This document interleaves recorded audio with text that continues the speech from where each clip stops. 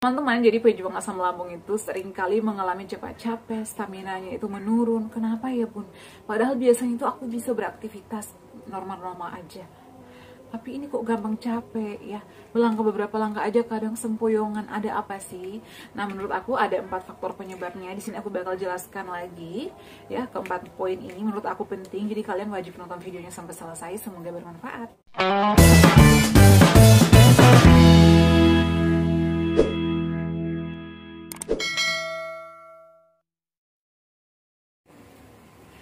Assalamualaikum warahmatullahi wabarakatuh. Halo semuanya, kembali lagi di channel aku Adeva dan Bunda. Gimana kabarnya? Semoga sehat selalu ya. Senang sekali di video kali ini aku bakal bahas lagi terkait asam lambung, GERD, anxiety ya. Sudah banyak banget yang ngechat aku, yang nge-DM juga. Kalau misalnya belum dijawab, ditunggu aja ya. Aku tuh selalu buatin jadwal untuk balas komentar kalian ya, baik itu di DM, YouTube dan juga sosial media aku yang lainnya ya. Oke teman-teman, di video kali ini langsung aja aku bakal bahas bun, kenapa ya stamina, pejuang, asam lambung, GERD, anxiety itu cepat banget menurun ya, gampang capek, gampang lemas, gampang lelah, melangkah beberapa langkah aja capek ya, ngunyah aja capek. Aku pernah ngalamin ini ya teman-teman, dan parah-parahnya itu ya aku ngalamin itu di tahun 2021, di situ musim COVID-19. Jangankan aku ngomong, aku ngunyah makan aja kadang aku taruh dulu, wah capek, ngap ya, kadang tarik napas aja nggak plong, melangkah beberapa langkah capek, pusing, kelayangan, karena aku juga pada saat itu disertai vertigo ya. Di sini aku bakal berikan solusinya kenapa sih pejuang asam lambung itu gampang banget capek, gampang banget lelah, atau staminanya itu cepat menurun. Berbeda dengan orang lain ya, aku tuh selalu doa, ya Allah aku pengen sembuh total, pengen aktivitas normal lagi. Aku janji sama diri aku bakalan terapkan 3P-nya, aku bakal disiplin. Aku tuh saking gak maunya ya kambuh-kambuhan pada saat itu, aku selalu doa, aku hanya pengen sembuh ya Allah, pengen aktivitas normal.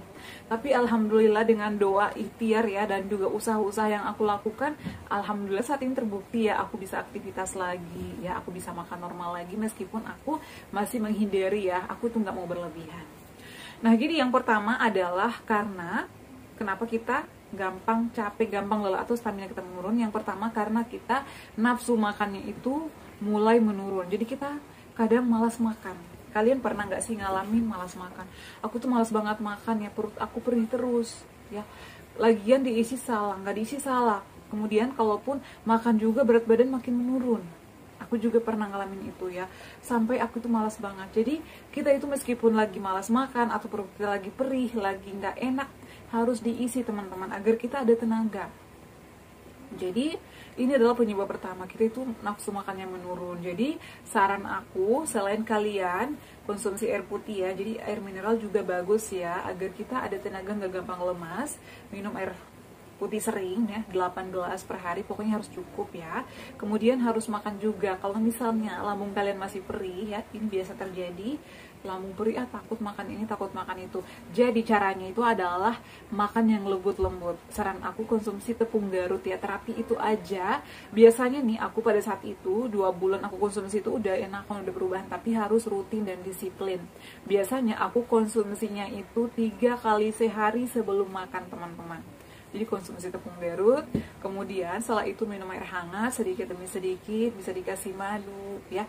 Madu itu bagus ya, tapi mungkin ada beberapa orang yang nggak cocok, tapi kalau sama aku sih cocok. Kemudian setelah minum madu ya, biasanya aku makan bubur. Buburnya itu bisa bubur yang kita buat sendiri. Kalau mau beli bubur ayam juga boleh, tapi hindari dulu yang kuah-kuah santan. Jadi cari yang aman buat kita.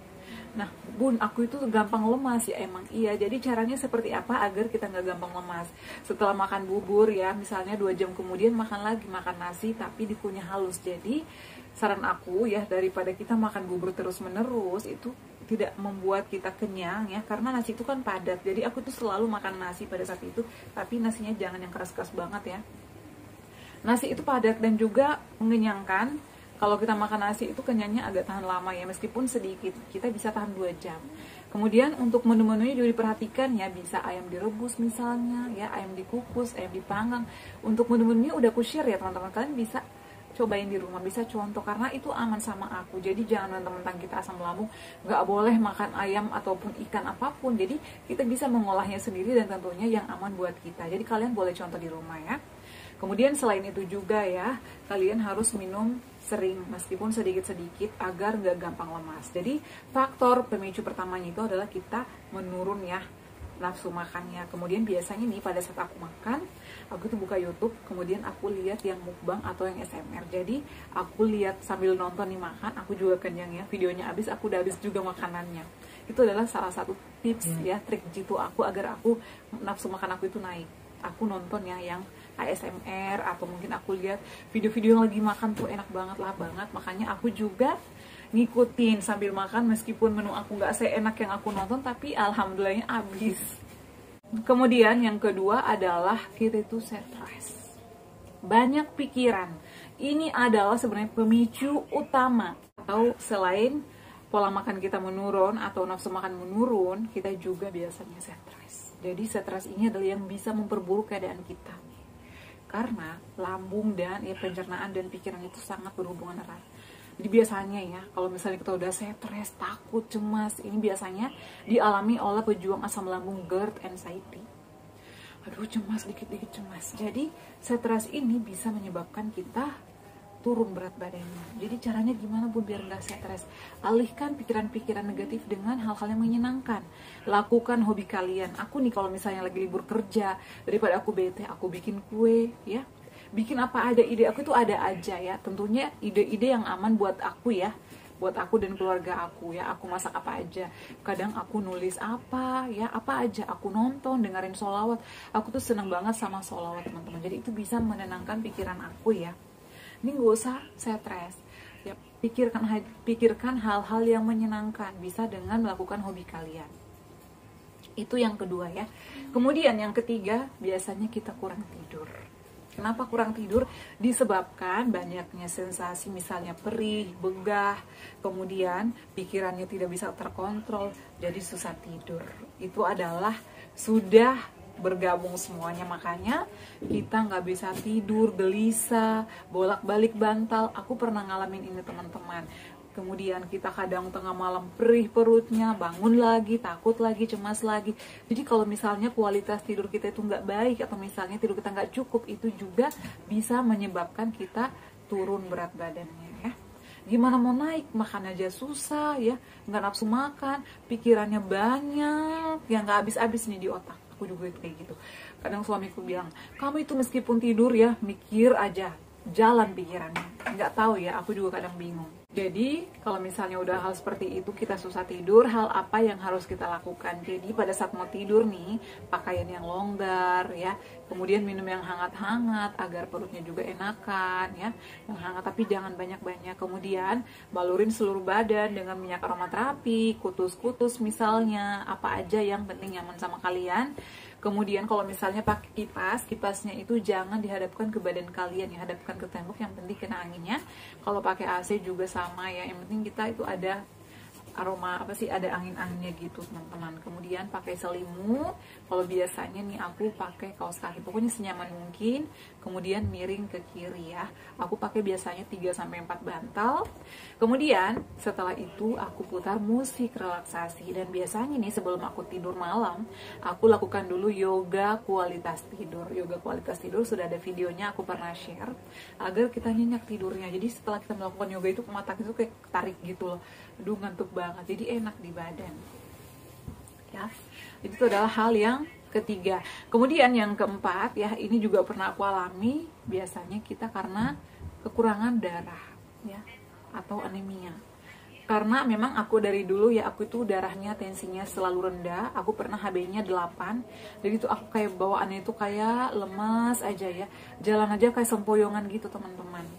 Ternyata setelah aku dicek, HB aku rendah, dan hal yang harus aku lakukan apa? Selain istirahat yang cukup, makan yang diperhatikan, pikiran yang dikontrol, aku konsumsi sari kurma, bayam merah, kemudian aku perbanyak minum air hangat, kemudian aku juga minum susu teman-teman ya. Aku itu selalu minum susu SR ya, SR12, ini bagus ya untuk hipertensi, juga aman, beda masalah. Ini aku selalu konsumsi, bisa di pagi hari setelah sarapan atau di malam hari. gitu ya konsumsinya. Nah tapi kalau misalnya kalian masih takut nih, masih parno-parnoan, jadi nggak usah dulu, bisa konsultasikan dulu ke dokter kalian teman-teman. Kalau aku sih biasanya kayak gitu ya. Jadi itu adalah 4 hal yang membuat kita gampang lemas, gampang capek ya. Yang pertama nafsu makan, stres, kemudian tidur yang nggak cukup dan juga anemia. Itu adalah faktor-faktor pemicunya ya. Mungkin ada hal-hal lain juga ya, bisa mungkin gula darah kita rendah. Aku juga pernah ngalamin itu. Jadi kalian bisa ngecek juga ke dokter ya. Selain itu juga aku sarankan untuk konsumsi vitamin ya. Vitamin yang aman buat kita, bisa misalnya vitamin B kompleks, vitamin neurobion, vitamin ikan misalnya, itu bagus kok buat kita ya. Bikomsi, yang mana aja yang penting aman untuk kita. Dan aku sarankan untuk konsumsi vitamin itu, carilah vitamin yang tidak mengandung asam. Bisa kalian konsultasikan ke dokter ya. Kalau misalnya konsumsi yang Black Morris boleh-boleh aja ya, cuman itu harganya menurut aku lumayan mahal ya, jadi aku tuh dulu nggak pernah beli itu ya. Aku hanya minum neurobion, itu menurut aku terjangkau ya sama aku, karena harganya hanya 42.000 ya, jadi aman sama aku, bisa dikonsumsi sekeluarga ya. Dan biasanya nih aku konsumsi vitamin itu di malam hari ya, setelah makan biasanya aku konsumsi, jadi pada saat bangun itu badan enakan dan kita siap beraktivitas lagi. Jadi teman-teman yang saat ini merasakan cepat capek ya, kemudian stamina yang menurun, jadi harus melakukan hal-hal tersebut. Semoga bermanfaat dan bisa membantu kalian ya untuk terus bangkit lawan penyakit asam lambung, GERD, anxiety. Kalian gak usah takut, itu gak bahaya ya, gak ada yang bahaya, pasti sembuh ya. Oke, cukup sekian ya video kali ini. Semoga menjawab pertanyaan kalian, dan yang lagi mengalami sensasi ini bisa terbantu ya, lekas pulih kembali seperti sedia kala. Jangan lupa untuk terus dukung channel aku Adeva dan Bunda dengan cara like, comment, share, dan subscribe. Assalamualaikum warahmatullahi wabarakatuh. Sampai ketemu lagi di video-video aku selanjutnya. Bye.